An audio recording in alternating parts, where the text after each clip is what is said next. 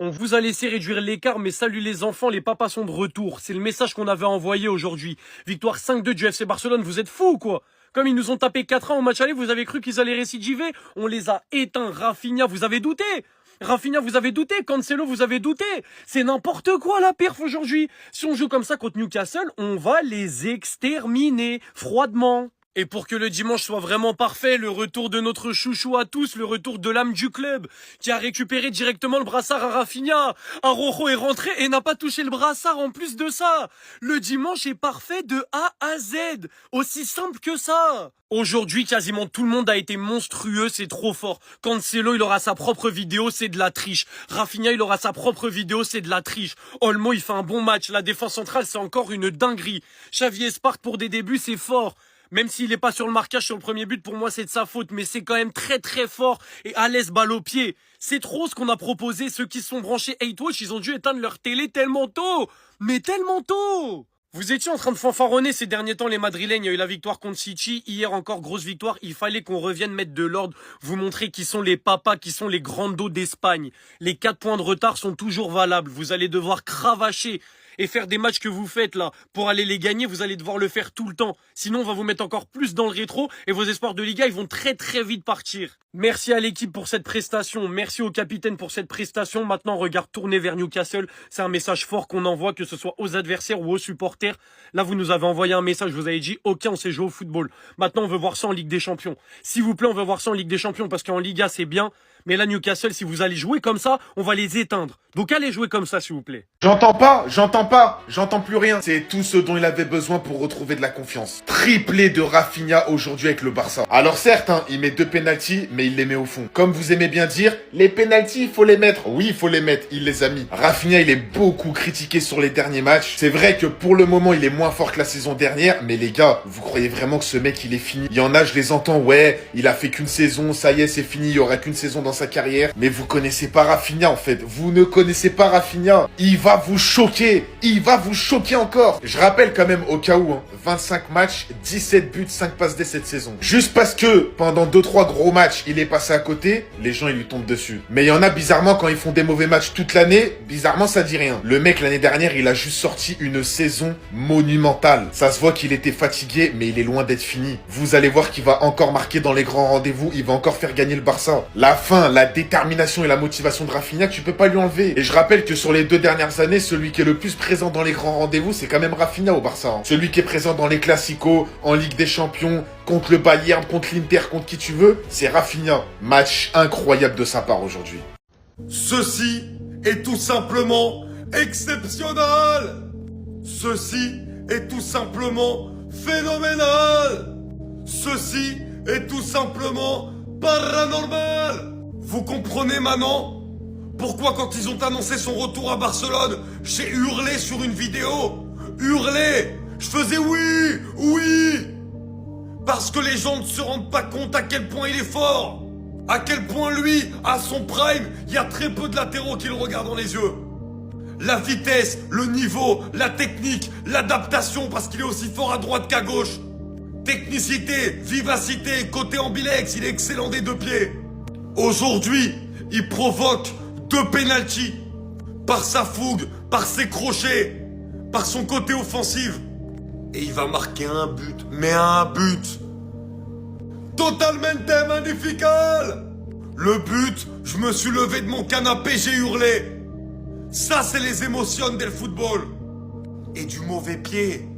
Le crochet, pied gauche. Petite touche du pied droit, la frappe, pied gauche. Inarrêtable. Il est à un niveau stratosphérique et encore aujourd'hui, c'était la meilleure opération possible que de le faire signer. La preuve, Koundé et Baldé sont blessés. Mais on a Cancelo.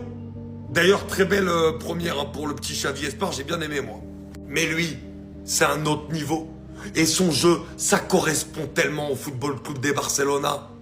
Au football tout simplement incroyable. Gavi qui obtient le brassard du Capitana, offert par Rafinha après 6 mois de blessure dont 200 jours sans jouer. Après une destruction massive du FC Barcelone face au FC Séville. continuité de ce que le Real Madrid a proposé hier, dans cette folle course entre les deux clubs, après un doublé de Rafinha sur penalty, dont d'ailleurs beaucoup de personnes se sont plaints, d'être obtenu avec beaucoup de facilité, mais ça restait largement sifflable. Suivi d'un but, il était sur son hat-trick, et venu fermer certaines discussions sur ses dernières performances. La masterclass de Joao Cancelo, qui s'enfonce tout seul en pleine surface, éliminant son vis-à-vis, et venant glisser ça tranquillement, en dessous du gardien. Pour combler le tout, le Barça récupère l'une de ses pièces matrix du milieu de terrain depuis de nombreuses années, l'un des combattants de cette équipe, avec les plus de ferveur. Nul doute sur le fait que le Barça réalise tout simplement l'une des meilleures opérations de ce week-end en Liga, suivie d'une excellente motivation donc pour la suite, mais surtout aussi en Ligue des Champions contre le match retour pour Newcastle. On s'y attendait forcément, on a eu de très bons résultats, les Madrilènes ces derniers temps. Mais là, ça va être hard, ça va être dur les gars. On va quand même se battre jusqu'au bout, on est allé chercher ça. Maintenant, va falloir se battre, les gars.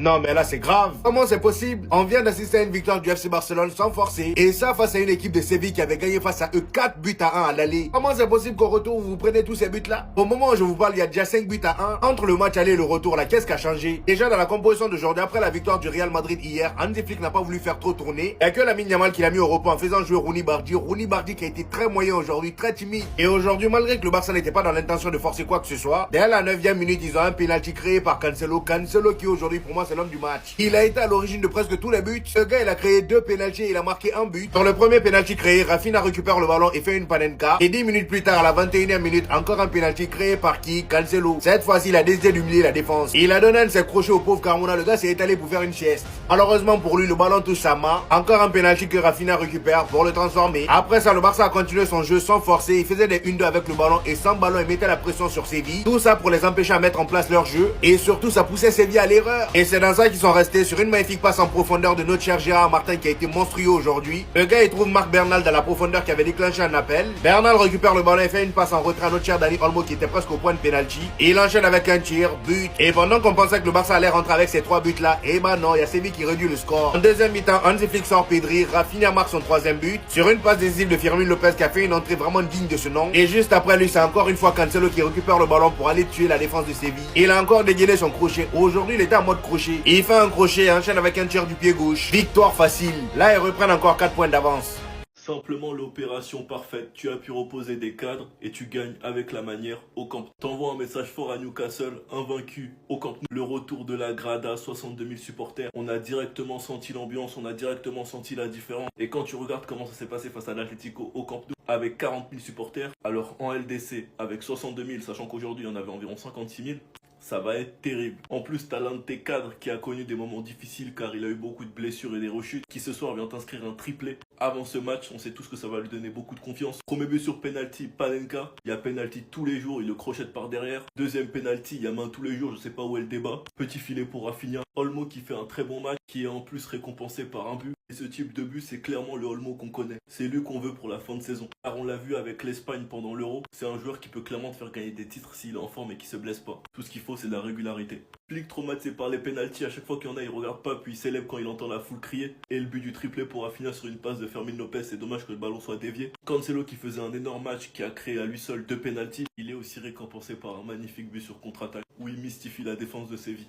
Pedri, Yamal, Eric Garcia ont pu se reposer. Gavi a pu faire son retour. C'est l'opération parfaite. Sinon, vous les gars, vous en pensez quoi? Ramenez-vous sur ta patience en nu. Frère barcelonais, je suis désolé de vous annoncer que Cancelo n'est pas un bénéfice à l'effectif.